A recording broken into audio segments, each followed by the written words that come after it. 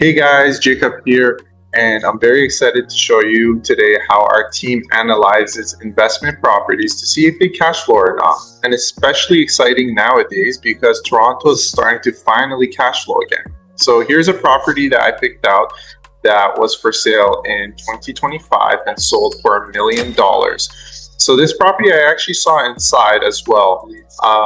It has 2 bedrooms, 1 bath at the upper and main level, and they've also come with a separate kitchen as well as a dining room area. Those aren't just one combined area. And then the lower level offers 1 bedroom, but it also has a large living room area as well. So this is located in the Mimico area, and it looks a little like this inside.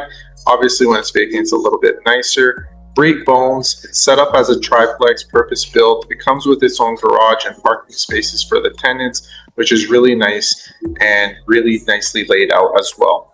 Okay, so this property sold for $1 million and its taxes were $4,723. Let's break down how much that would cost on a monthly basis. And when we go here, we put in the $1 million here as a purchase price, and it shows you I'm going to do it on a minimum down payment amount. Obviously, if you have more, it's going to be better than this, and amortize for 30 years at the rates that the top 6 banks are lending at right now. And we end up with $4,416 for a monthly mortgage payment. Now, obviously, there's some more expenses like property tax, so let's bring it down here.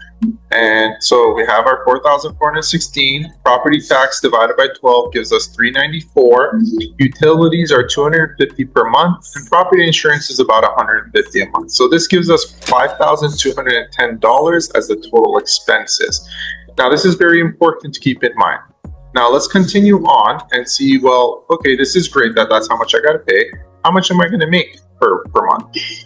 So how you do that is just look at similar rentals. So this property is also on 16th. It's only for the main floor and it looks like this, so quite comparable. And it leased for $2,500. So that's one property. And then we can continue to another few comparable. So this one's on 33rd Street. It's a main level and it leased for $2,350 and looks slightly better than ours. So this is how it looked like. Now we continue on to the next one. This is on 17th.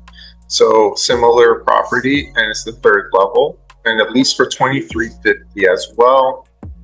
So again, not too much different, maybe slightly about the same actually, I would say.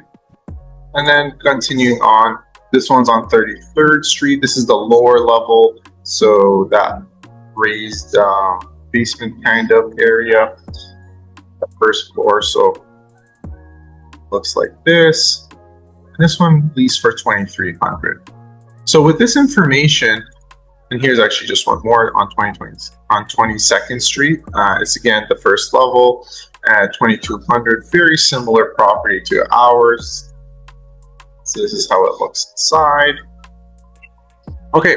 With this information, we have enough information to get a rough estimate of how much this property cash flows. So let's bring up this mortgage amount again and do a simple calculation. So we see $2,300 to be conservative for 2 units. And then the basement or the lower level unit would probably get us $1,800 for a 1 bedroom to be conservative, but it is a bigger 1 bedroom.